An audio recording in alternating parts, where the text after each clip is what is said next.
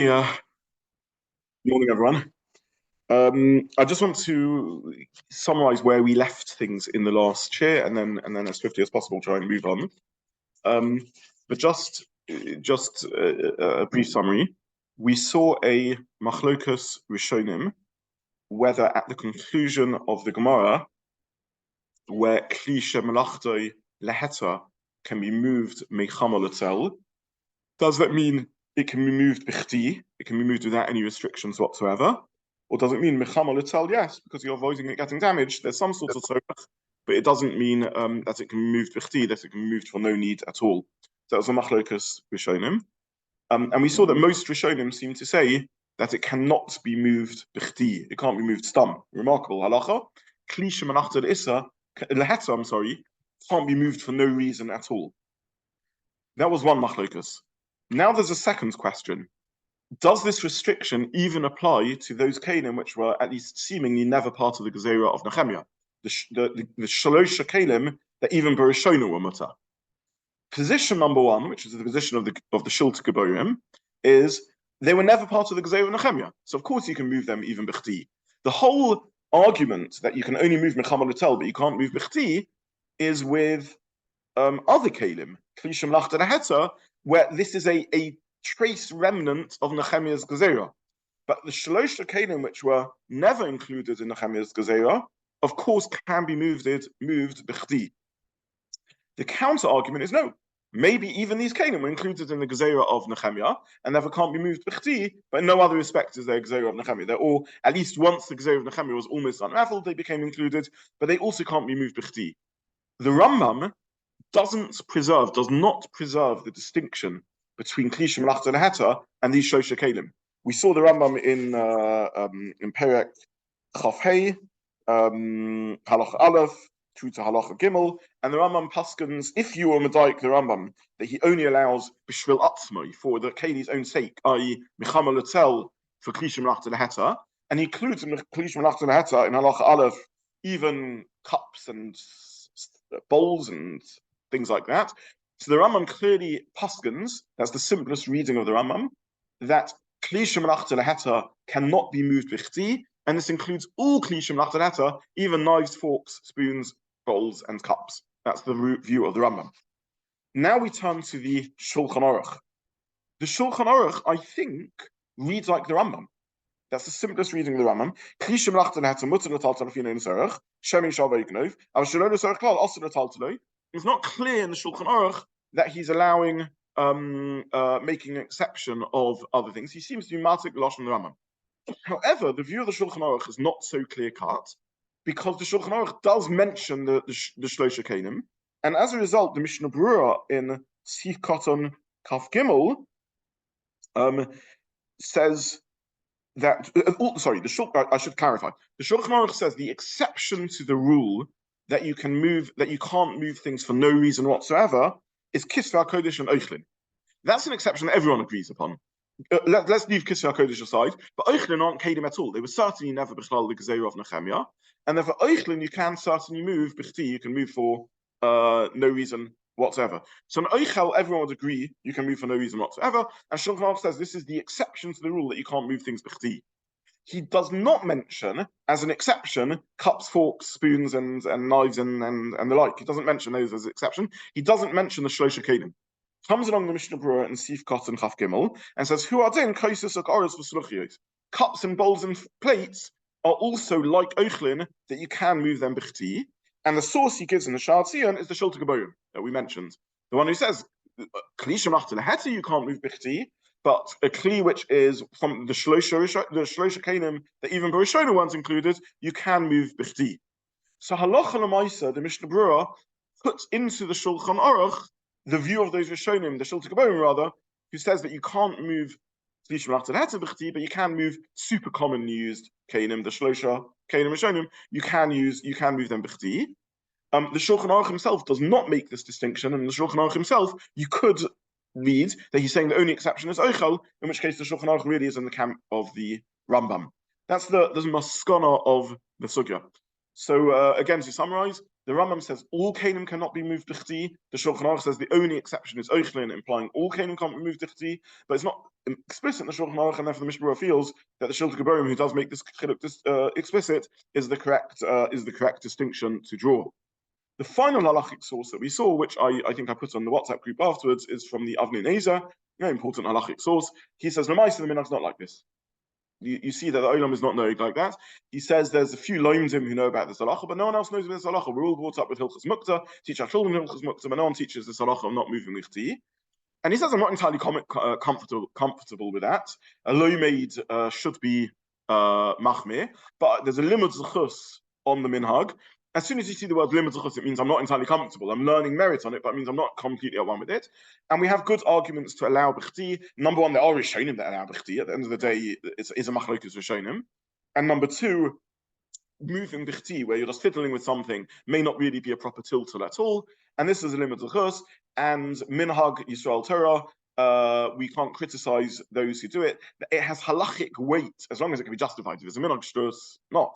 But if it's a minhag that has legitimacy in halachic sources, which it does, because there's two arguments to allow it, that at the end of the day remains core halacha. So if you're teaching Hilchas Muktza and one only has time to cover the basic halachas, maybe one wouldn't teach us halacha. If we're learning Hilchas Muktza Be'ir, as we are doing, then this is a halacha that we come across, and maybe we then move into the camps of the loimdim. But at the end of the day, there's a minhag Yisrael, and that itself carries halachic weight and significance. That's the view of the Avnei Nezer, very important basic. Sorry, or Hilchas Nechemia, yeah, but what we colloquially call Hilchas Muktza, sorry, yes. Yeah.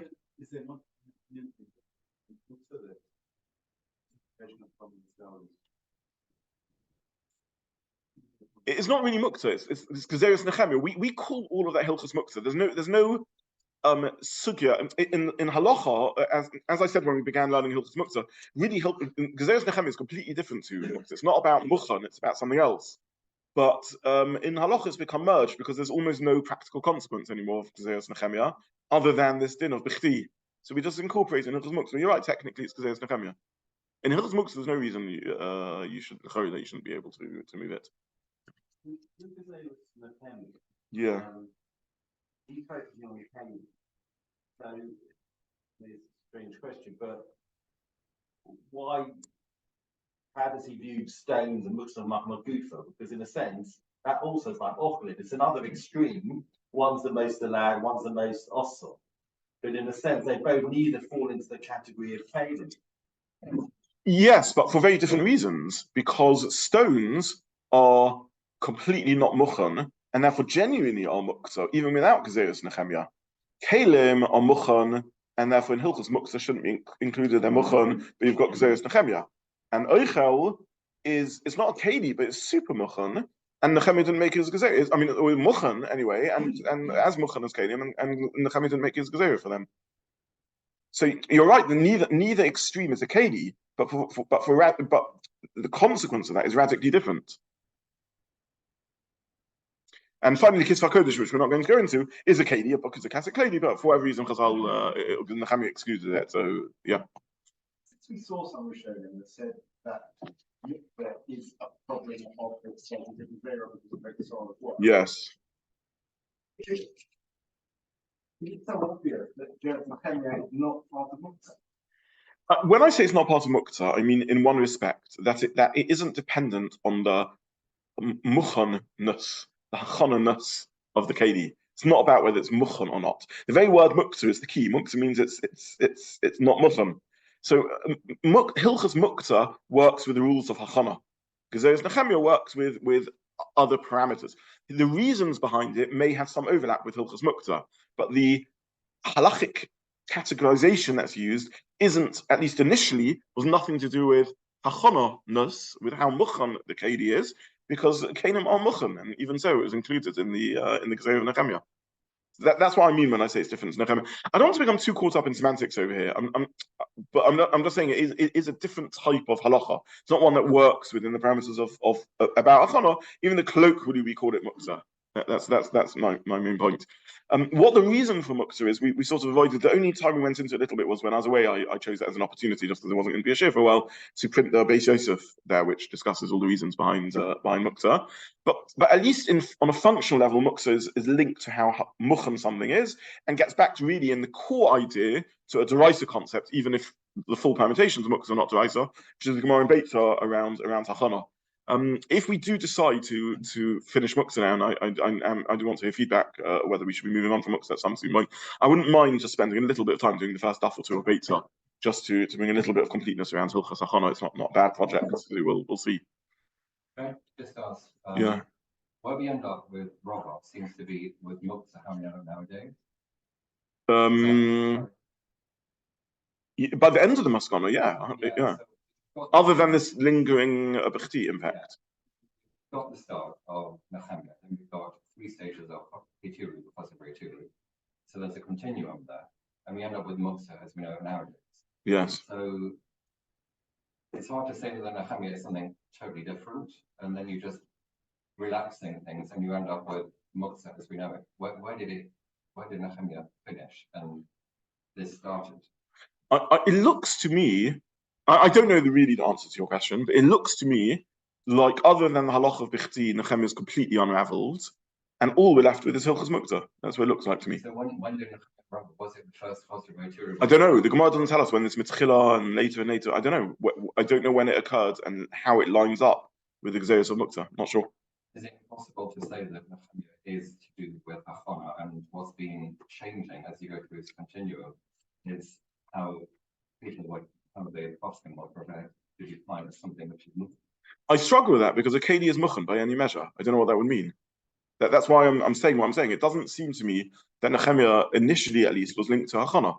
Maybe later it became that, but it wasn't. It was not. It doesn't seem to me that it's linked to Hachana.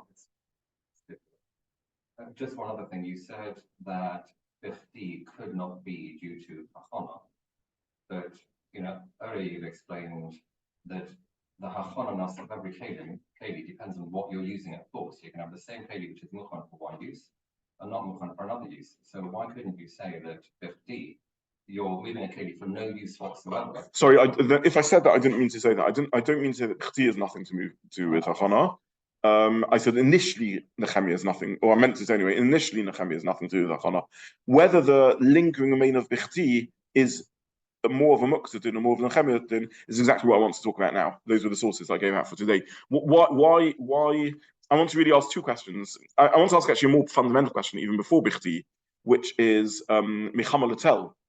What would be Mechama L'Tzel remains as a halacha in one stage of Nechemia, and even with Klishim Lachta Leheta, and it remains as a halacha Namaisa with Klishim Lachta Le'isa. Now, once we get to distinctions between Klishim Lachta Le'isa and Klishim Lachta Leheta, that is around Hachana. And is Mechama L'Tzel a Hachana type din or not? That's really what I want to discuss now, and then after that, Bechti will also emerge. Yeah. So I spoke out of turn if that's what I said. It wasn't meant. Yeah. Okay. So that's just a summary of where we're up. So I just felt I wanted to tidy it up. Based on we sort of rushed a little bit the last year.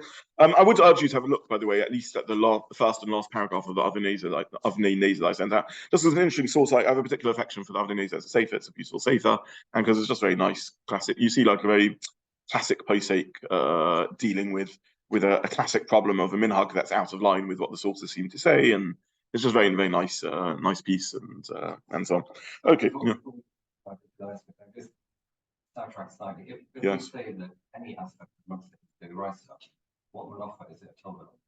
No, it wouldn't be a melacha. It would be a deraisa that's not a melacha. There's many things on Shabbos that aren't melachas. Oineg Shabbos, Daber Dover, that we shouldn't speak non-Shabbostic thoughts. Shabbosin, the Ramban says that Shabbos should be Shabbostic, Shabbosin. He learns that as a deraisa. The Ramban learns that uvda d'chol, weekday type activity, is a deraisa without being a melacha. What defines weekday type activity? He says no specific activity, but there's some totality that if you do, you've lost Shabbos. So the Ramban's in Midoraisa, for example, We could engage in commerce on Shabbos. We could talk about our stocks investment. We could wander up and down Brent Street looking in the windows of estate agents and discussing property prices. We can, we could do all that on Shabbos. We can go into the chemist and buy something and so on. So the Ramban says that even though some of these things became prohibited as particular Gezeiras, for example, don't engage in commerce because of the risk of writing, he says we're missing a bigger picture. That Chazal wanted to create a Shabbos atmosphere, and that chiyuv to create a Shabbos atmosphere is derais of Shabbosin. Which particular activities make it cease to be Shabbosdik? You could perhaps remove any one drabanon and still have a Shabbos atmosphere preserved, but if you remove the totality of them, that would be lost. So all those different Kabbalah on the Rabbanans achieving. But that's correct. That's the Ramban's view. Yeah, the either Divrei Kabbalah from Nach or Drabanans literally. Yes, yeah. My esteemed and revered predecessor, Rabbi Kimchi, was at the time of the building of when the Eruv was first set up.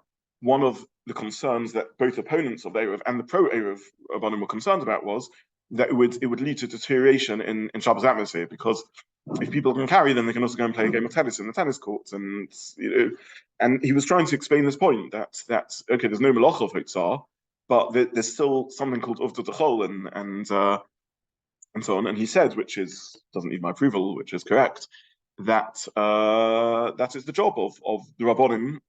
We don't always have classic chazals to define, so before he said that, he just said this would be uvda d'chol. So someone said to him, Rabbi Kimchi, who decides what uvda d'chol is? He says, I do. That's what it means to be Morat Asra. That's this halacha continues to this day, that there's a halacha of uvda d'chol, and sometimes its borderline is something called uvda d'chol, and a Rav of a Kehillah can set for his Kehillah.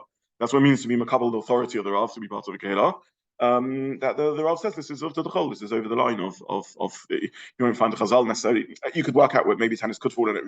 Vigorous exercise, chazal said, was uvda d'chol. But what happens if you're playing light at tennis? What point is the switch? He going to the tennis courts in your trainers and your shorts and t-shirts and playing tennis. That's uvda d'chol. He was doesn't need my agreement. I mean, it's obviously right. It's uvda d'chol, that's authority to this day to define Shabbosin. And even though no one activity is deraisa, there's some totality is deraisa. Yeah. But sorry, all of this is a long-winded way of actually evading your question. Let me get back to your question. This is another halacha. It's not onik Shabbos. It's not thing. It's hachana. It's halacha of hachana. Yeah. And when we learn Beit, we'll see what that's grounded in. It's psukim. Okay, so that's just tidying up where we left off with. I want to switch, as I just now said, to Mechama L'Tel, what the lomdus of Mechama L'Tel is. So Adam posited last week, and I don't know if you were coming from the Shonim where you were just saying as your own svara, the idea that Chama L'Tel is a type of hachana. Did you mentioned last week, was that, I hadn't yet given out the source of it. You had seen the Rishonim, or you were just thinking, okay. Either way, when you look at the Rishonim, all the Rishonim I could find, sorry, let's step back. What's our question? Our question is, why is Mechama L'Tel asa? Right? If something is mutter l'tzorich gufa, you can use a hammer, which normally is used for knocking nails into walls, which is a melacha, to crack a coconut. Why? And you can use it to tzorich makoma. You can move the hammer if it's sitting on your Shabbos table and you want to eat there.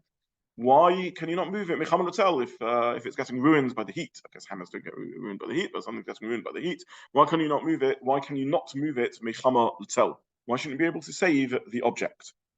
So the Rishonim that I could find who explicitly dealt with this question all say a svara that since this is useless on Shabbos, because it's a kli shemachto le'isa, therefore the whole reason for moving it is only for tomorrow, for after Shabbos, and that's the basis of the issa.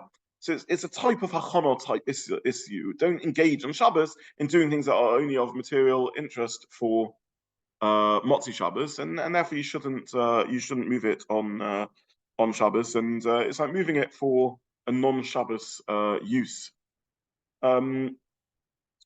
Now there's several. First of all, I just want to look at the Maramakomis and then discuss what the implications of this are.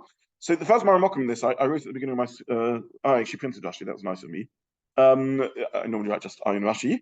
Rashi says,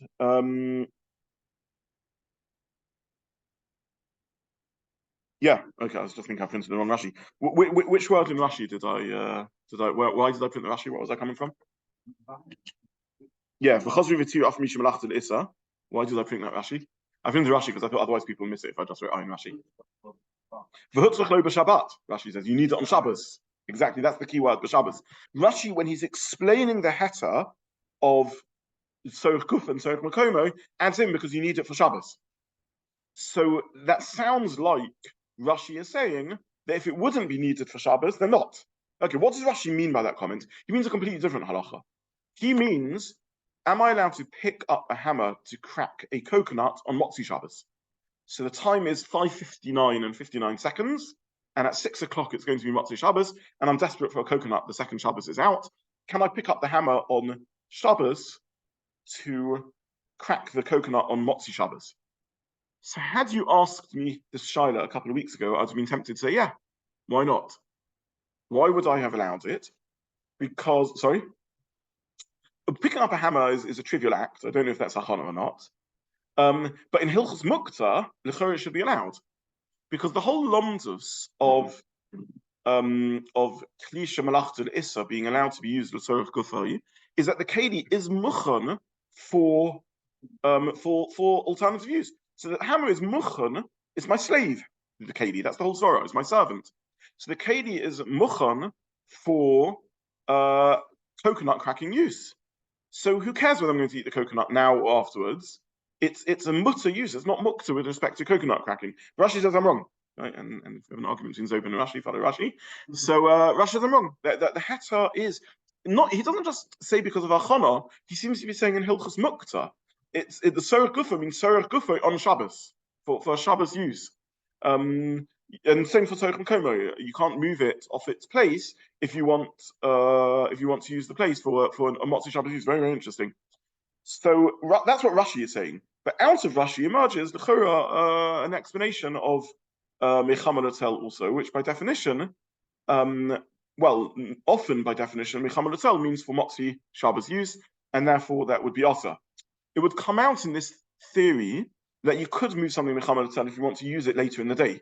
So it's getting ruined now by overheating, and therefore later in the day I won't be able to use it. So I'm planning this afternoon. I don't know what things get ruined by Chama. Can someone give me a nice example? Get melted in plastic. Right, okay, right. So a plastic spoon is going to get melted and warped, and I want to use it. That's a cliche after the heter, but okay, but a pen, right? A pen was going to warped, and I know that later in the day I'm going to want to use the pen to scratch my back. So even though now I don't need it, the issa of Mechama Latel is not because it's because it's a sorech chol. So it would turn out that Mechama Latel would be mutter if I want to use it to sorech kufo later in the day. That would be an extension. That's what would come out in this explanation. So there's Rashi, and the other Rishon I could find that was a first source. There's a bunch of rarer Rishonim, less learned Rishonim, which I saw brought in one of the Likut's forum and see themselves, but of the commonly learned Rishonim, as it were. The Meiri also says this explicitly. He says there's a Meiri later on. He says Mneish ein kan sorech Shabbos kol v'nimtza metalzel sorech chol. You're using it as sorech chol because you want to hide it away. So you want to put it away rather, so it can be used tomorrow. So he says that's called it's not called sorech Shabbos at all. So it's not that, again, I want to emphasize, it's not that it's hachana that I'm preparing for after Shabbos. That's the issa. That's not hachana. It's that it's the heter to move Kelim is l'tzorech Shabbos, and this is not called l'tzorech Shabbos. That seems to be what emerges from Rashi and the Rambam.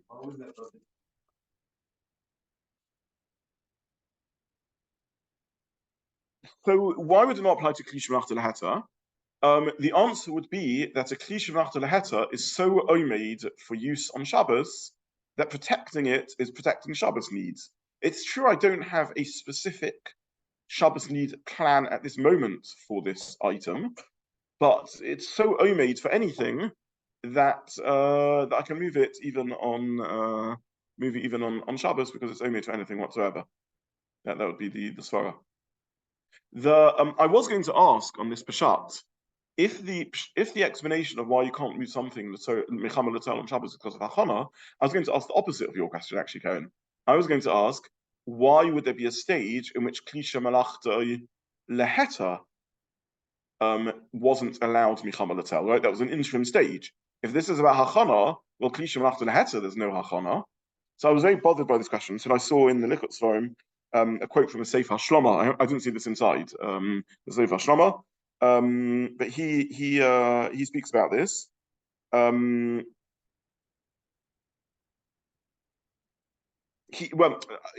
Sorry. There's another question I had also. Even Kli Shemalach Le'issa, surely Mechama Latzel could be L'Torah Shabbos, because you can use, even if I currently don't have a nut that I want to crack, but even a Kli Shemalach Le'issa is made for Heta uses, is Muchan for Heta uses. So why is that? Sorry, I'm just getting at what else I was confused. Let's step back. We saw in the Meiri, we saw in Rashi that the problem is I'm not moving it as Torah Shabbos. That's the reason for Mechama Latzel. I had two questions on this.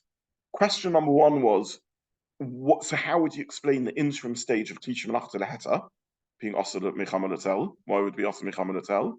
And question number two was, even Kli Shemalach Le'issa is not useless on Shabbos. It's got tons of uses on Shabbos. It's just it's a Kli Shemalach Le'issa. It's not only for those uses, but it is Muchan for those uses. You can use a Kli Shemalach Le'issa. It is Muchan for all those uses. So why should that be? Why is that integrity called to Tzorech Chol?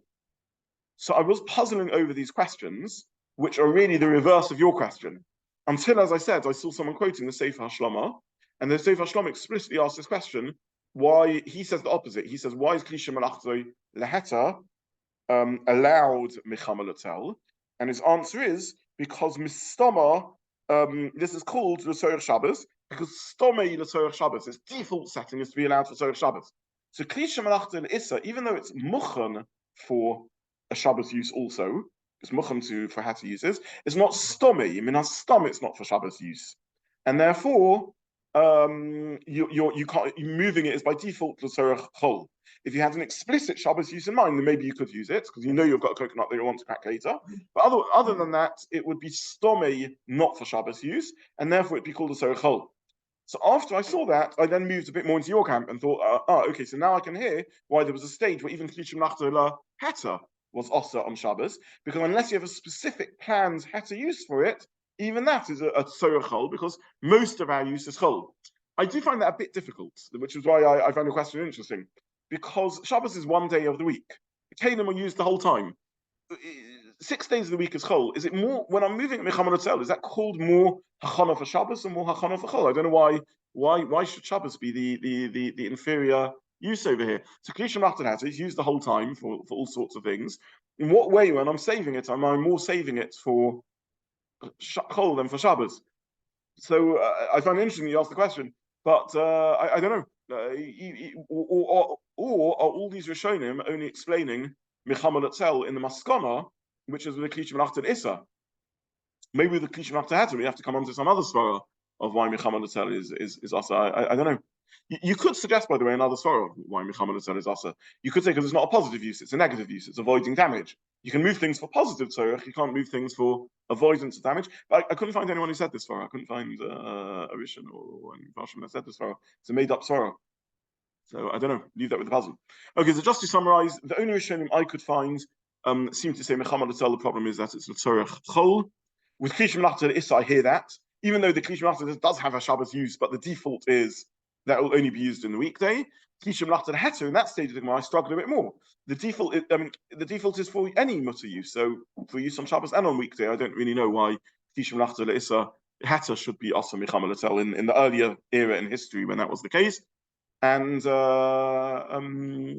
but it reminds me we don't pass them like that. And there is an alternative Torah floating around which I couldn't find a source for, which could say this is a lesser Torah.